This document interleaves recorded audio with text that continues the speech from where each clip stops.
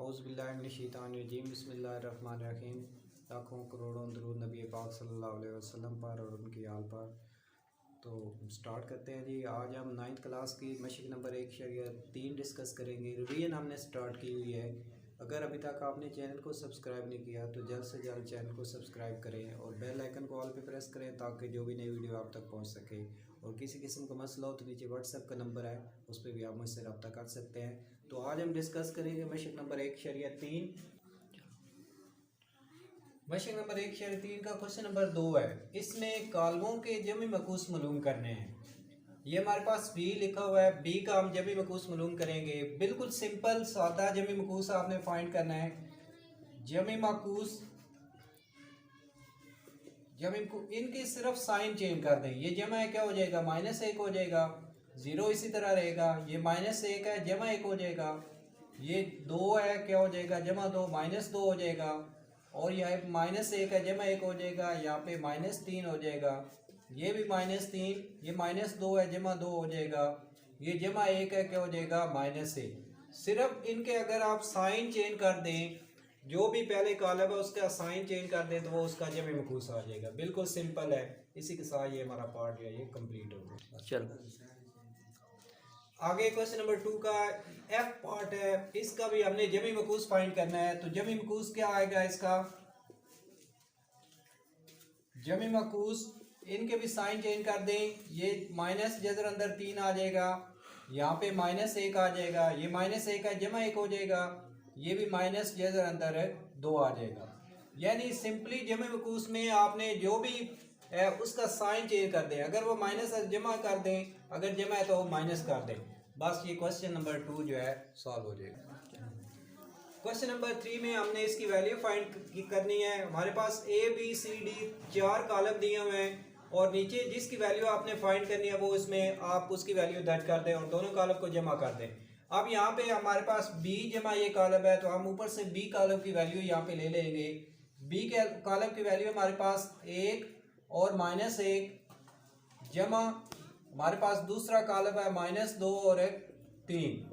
अब इन दोनों कॉलम को हम जमा करेंगे। आप लोग सीखेंगे कि दो कॉलमों को जमा कैसे करते हैं। तो जमा इनको करेंगे, ये हमारे पास आ जाएगा 1, ये जमा माइनस 1 -2 आ जाएगा। यहाँ पे -1 है, -1 जमा 3 हो जाएगा। उसके बाद इसे सिंप्लीफाई करना हमने। -2 में से 1 निकाल दें, क्या रह जाएगा, -1 और जमा 3 में से 1 निकाल दें, क्या रह जाएगा, 2। तो इसी के साथ ये हमारा पार्ट जो है ये कंप्लीट हो जाएगा। और इसके आगे हमारे पास जो 6th पार्ट है उसमें हमने फाइंड करना है। 6th पार्ट में -1 × B ये आप फाइंड करेंगे। क्या करेंगे, सिंपली यहाँ पे भी B की वैल्यू दर्ज कर दें। -1 और साथ B की वैल्यू है 1 और -1। तो -1 को ज़रब दे दें। -1 को जब 1 से ज़रब देंगे तो यहाँ पे -1 आ जाएगा। इसको जब ज़रब देंगे माइनस माइनस क्या हो जाएगा, जमा 1 आ जाएगा। तो इस तरह आप -1 × B फाइंड कर सकते हैं। तो इसी के साथ ये हमारा क्वेश्चन नंबर 3 जो है स्मार्ट सिलेबस के मुताबिक ये कंप्लीट हो।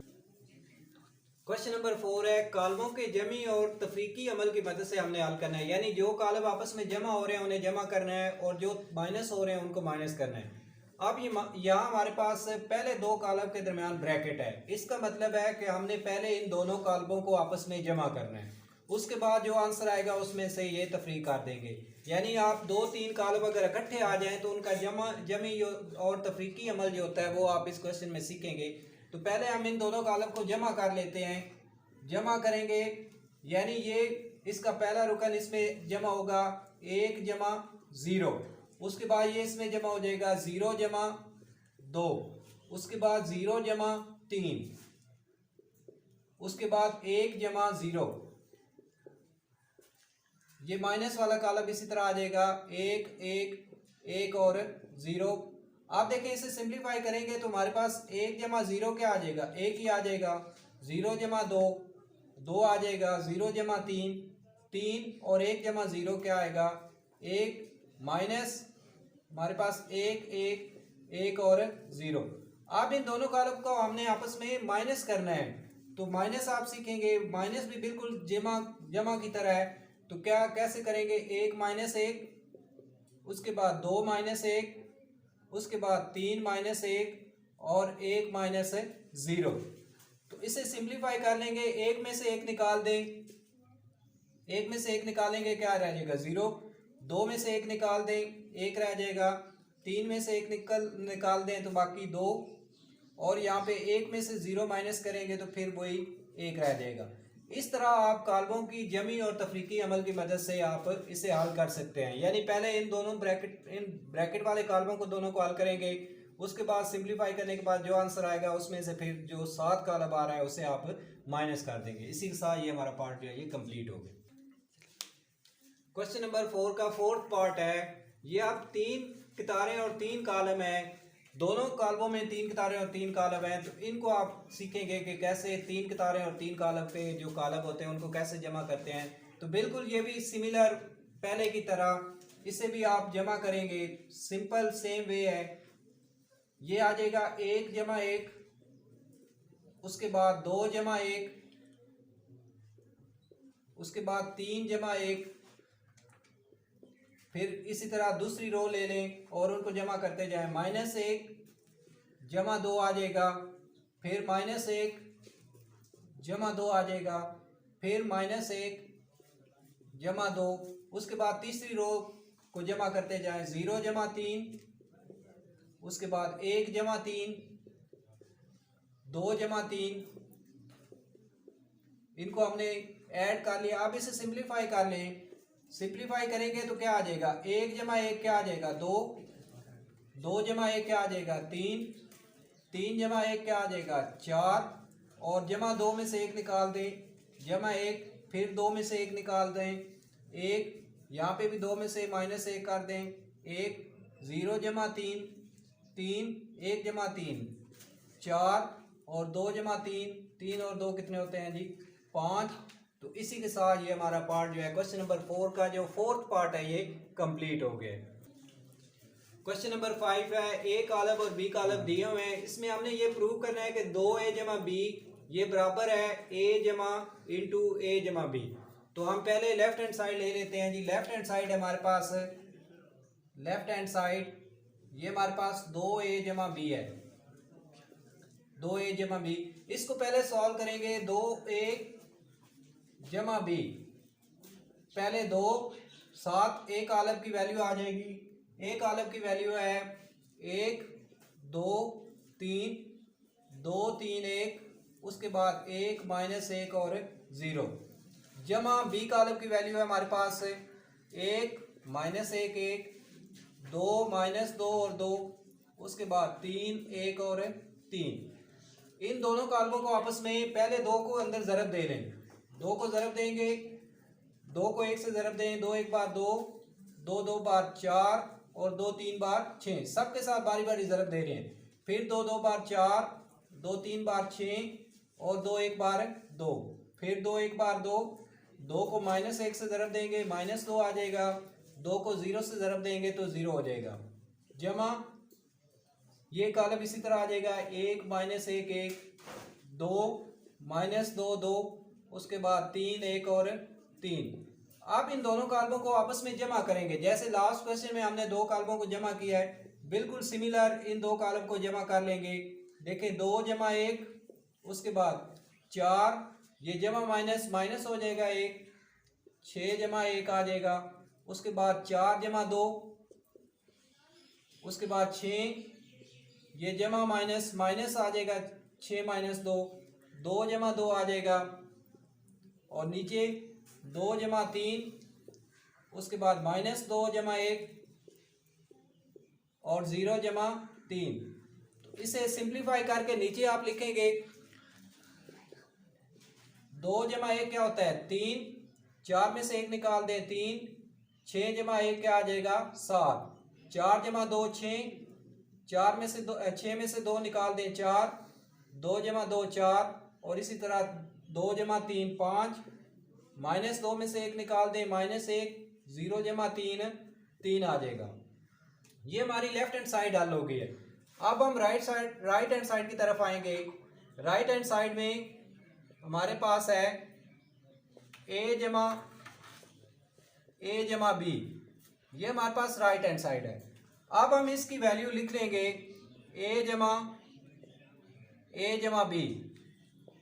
पहले ए की वैल्यू हमारे पास क्या आ जाएगी, ए की वैल्यू है 1 2 3, उसके बाद 2 3 1 1 माइनस 1 और 0 जमा अगेन ए की वैल्यू हमारे पास यही आ जाएगी 1 2 3, उसके बाद 2 3 1, उसके बाद 1 माइनस 1 और 0 जमा बी की वैल्यू हमारे पास आ जाएगी, बी की वैल्यू है 1 माइनस 1 1 माइनस 1 1, उसके बाद 2 माइनस 2 2, उसके बाद 3 1 और 3। अब हम पहले इस ब्रैकेट को हल करेंगे, इसके दरम्यान ब्रैकेट है हमारे पास ये, यानी पहले इन दो कॉलमों को हल करना है।